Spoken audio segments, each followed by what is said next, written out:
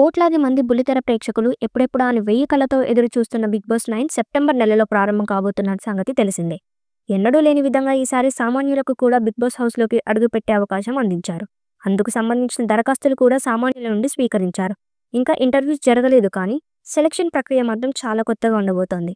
చూసే ఆడియన్స్‌కి ఇది ఖచ్చితంగా థ్రిల్లింగ్ అనుభూతిని కలిగిస్తుంది అనడంలో ఎలాంటి సందేహం లేదు. ఇకపోతే ఈ సీజన్‌కి కూడా నాగార్జుననే వ్యాఖ్యాతగా వ్యవహరిస్తున్నాడు. ఇక స్టార్ సెలబ్రిటీలను తీసుకువచ్చే ప్రయత్నం చేస్తున్నారు. యాంకర్ రష్మి కూడా 'బిగ్ బాస్' హౌస్‌లోకి రాబోతుందని సమాచారం. దాంతో రష్మి ఎంట్రీ ఇస్తుందని ఫ్యాన్స్ భావిస్తున్నారు.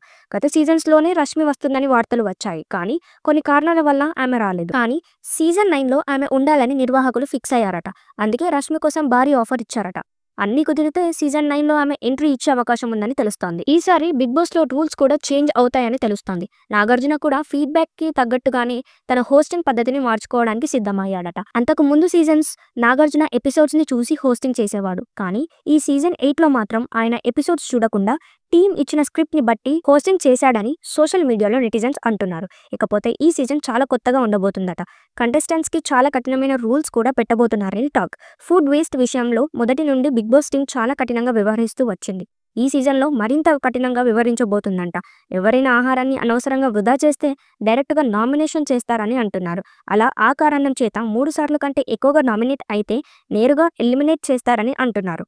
అంతేకాదు ఇప్పటివరకు రెడ్ కార్డ్స్‌ని ఉపయోగించి గేమ్స్ ఆడలేదు. ఈసారి 'బిగ్ బాస్' హౌస్‌లో రెడ్ కార్డ్ కాన్సెప్ట్‌ని కఠినంగా ఉపయోగించబోతున్నారట. గత సీజన్‌లో అభయ్ అనే కంటెస్టెంట్ 'బిగ్ బాస్' గురించి నోటికి వచ్చినట్లు మాట్లాడడం చూసి నాగార్జున చాలా ఫైర్ అయ్యాడు. రెడ్ కార్డ్ చూపించి వెళ్ళిపోమని చెప్పాడు. కానీ కంటెస్టెంట్స్ అందరూ బ్రతిమలాడడంతో నాగార్జున రెడ్ కార్డ్‌ని ఉపయోగించలేదు. కానీ ఈసారి మాత్రం ఖచ్చితంగా ఉపయోగిస్తారట. మెంటల్ టార్చర్ చేసినా, బూతులు ఉపయోగించినా, హద్దులు దాటి ఫిజికల్ అయినా రెడ్ కార్డ్‌ని చూపించి మొహమాటం లేకుండా బయటికి నెట్టేస్తారట. గత సీజన్‌లో నిఖిల్ గౌతమ్ మధ్య జరిగిన గొడవలకు రెడ్ కార్డ్ ఇచ్చి పంపేయొచ్చు. ఈసారి అలాంటి గొడవలు జరిగితే రెడ్ కార్డ్‌ను ఉపయోగిస్తారట. ఇంకా ఇలాంటి రూల్స్ చాలానే ఉన్నాయని టాక్. సీజన్ 9ని భారీ హిట్ చేయాలని ప్లాన్ చేస్తున్నారట. మరి ఈ సీజన్ ఎలాంటి విజయం సాధిస్తుందో చూడాలి.